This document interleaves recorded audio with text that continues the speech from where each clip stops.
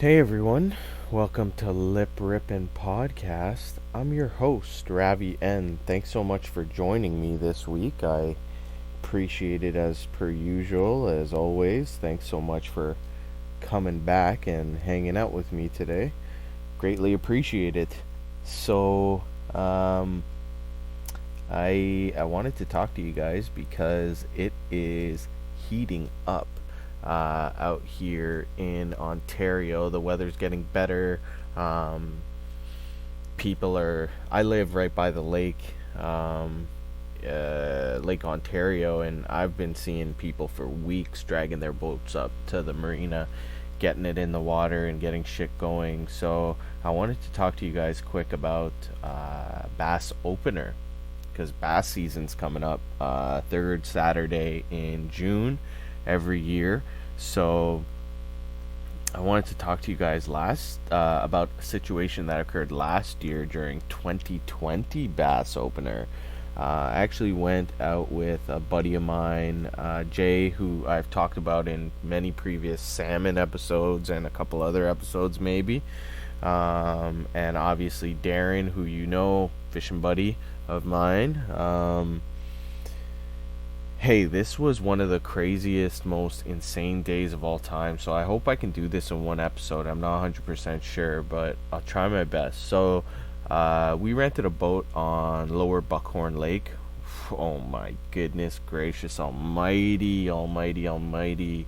What a beautiful, beautiful, beautiful body of water. Lower Buckhorn Lake in the Kawarthas. Ladies and gentlemen, please do yourself a favor. If you can get somebody to take you even on a boat ride on a pontoon, take it, because it's just such a gorgeous, gorgeous lake in the Kawarthas, and in Ontario and probably in the world. Lower Buck, man, come on, buddy. So anyway, we rent a boat on Lower Buck. We get on there early in the morning, fisherman things, get on there for like 6:30, and we just go to the first spot that Jay knows. So Jay knows Lower Buckhorn well. He's been fishing it for like I think 10 years. So first time I tried. I think I tried many times that like leading up to the trip, being like, "Yo, bro, you tell me where to go and I'll take you there," And I kept like saying it like so that he knows, buddy, you ain't driving me around in any boat, all right? I don't know what kind of gal thing you think this is, but nobody's driving me around in a boat.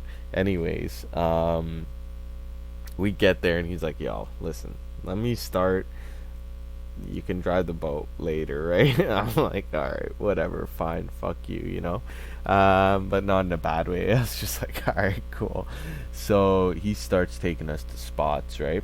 And I'm just fishing my old style, my river rat ways. Like, leave me alone, don't talk to me. You put fish in the boat the way you want.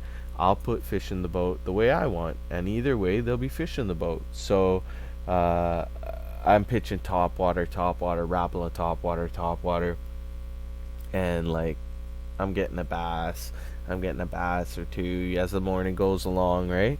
And Jay is putting what most bass fishermen know as the cheat code. Uh, he's putting on a Senko, which is any style long plastic worm, any color is referred to as a Senko. And he's putting on a weedless Berkeley hook, size 2, small hook. But it has a weedless guard, so you can drop the hook in the weeds and it doesn't get snagged up.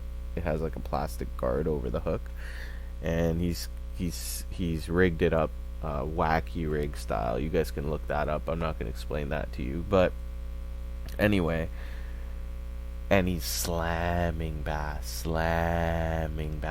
in the morning, right? And Darren sees it after like two, three, four fish. I think Jay's pitching it too. He's like, "Hey, you guys put on a Senko. Trust me, this is Buckhorn. Put on a Senko. Put on a Senko. Put on a Senko." I'm like, "Listen, buddy, this is my first ever time fishing with him too, like proper on a lake." So I'm like, "Don't fucking tell me what to put on." Everybody knows me, right? The most stubborn prick ever. I'm like, don't fucking tell me what to put on, right? And so, but Darren sees it 3, 4 fish in. Darren slaps on a Senko, and the rod tips are bending. These two guys are hooking up in the morning, right? And I'm still catching one, two bass, one, two bass. I'm like, yo, Jay, this a keeper, this a keeper, this a keeper, right? He's like, yo, bro, listen, let's not keep any fish right now, right? Like, but I'm excited. I want to keep some bass opener for my parents, my aunts and uncles. I wanna catch our limit and give them away for everybody. This is the freshest post spawn fish you can get. Um, and so he's like, yeah. So they both got Sankos on, and they're slapping them, and I'm like, just still working my top water. I'm getting a few fish. So like in the morning now, like before 11, he's probably caught eight nice bass and maybe a couple small ones.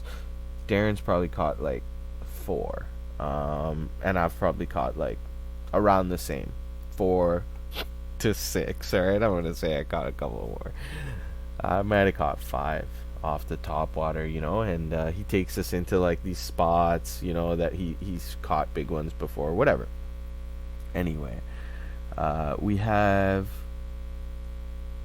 it's about to be lunch, right? So he's cruising us around, and then there's this like little provincial campground that you can only access by a lake on Buckhorn. So we stop over there for lunch to like have a couple sandwiches, whatever, right? And I'm like to them, I'm having a blast on this little island, right? I'm like, boys, go, leave, get out of here, leave me on this island. I don't give a shit what you guys want to do. If you guys want to fish for the afternoon, whatever you guys want to do, go, get out. I am perfect here on this island. Bushman raft came out. I don't think I had much clothes on at all, and I was just living my life. I think I don't even know if we had a fire set up or what, but it was just so sick on that island, right? I could have lived there like Mowgli from Jungle Book for days.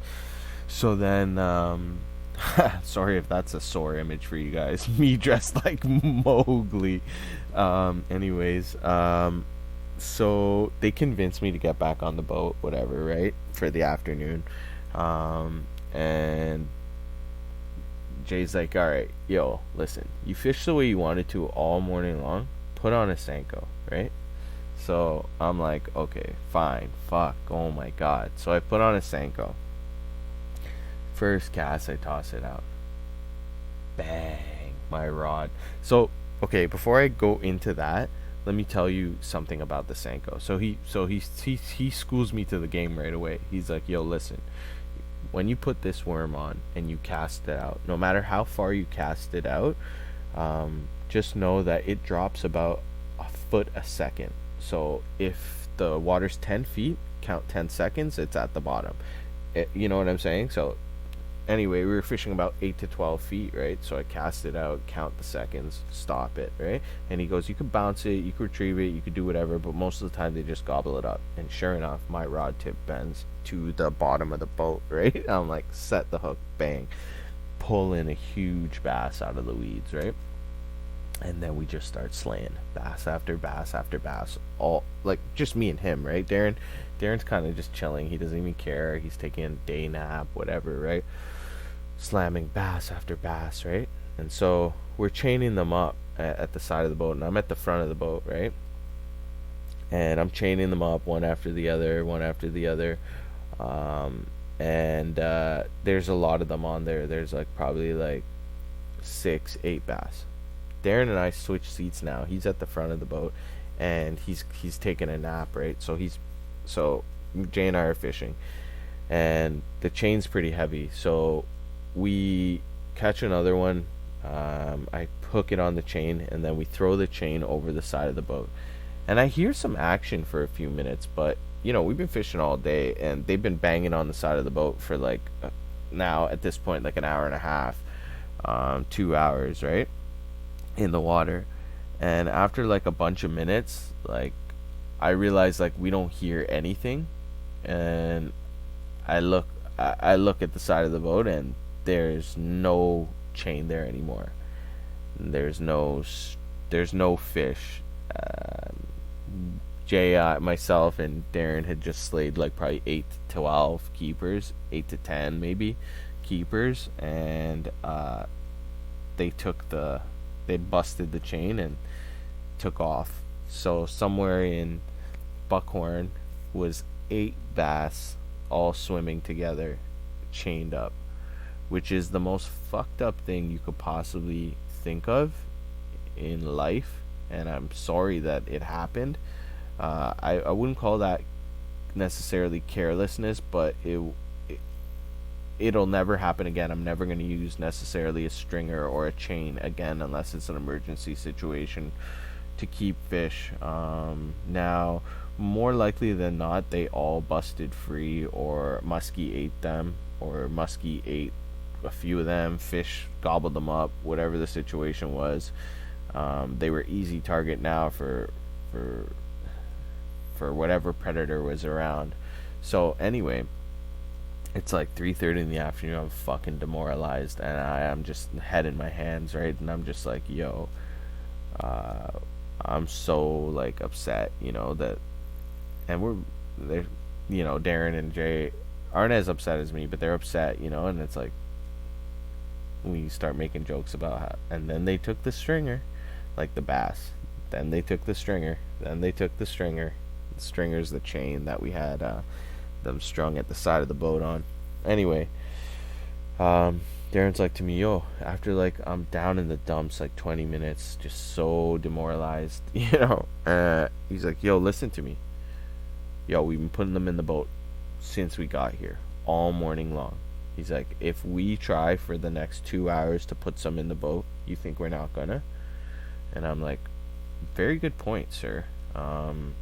And so, sure enough, we picked our socks up and we started fishing hard for like the last 2 hours, and we were able to bring home a few keepers, and it was the best thing in the world, and a very successful day on Lower Buckhorn. One of the best days of fishing I ever had in my life was on Lower Buck, and it proves that you can teach an old dog new tricks, because I was able to learn a new style and a new presentation and be very, very successful at catching bass on that setup and that rig. And I'm very, very, very pleased with Senkos, Gary Yamamoto Senkos. If you guys know anything about bass fishing or need to know anything, give me a shout. I'll let you know what colors to use, when to use them, and how to catch some big bass of your own. So I just wanted to introduce you guys, seeing that it's going to be bass opener soon. I wanted to give you guys an episode that talks about the opener from last year and how great it was, as well as how sick using Senkos is. I got a lot of stories about Senkos coming up, so get ready. It's bass season, boys and girls. Thanks so much for joining, and I hope to see you guys soon. Just join me on another boat ride whenever you can. Thanks so much, and bye now.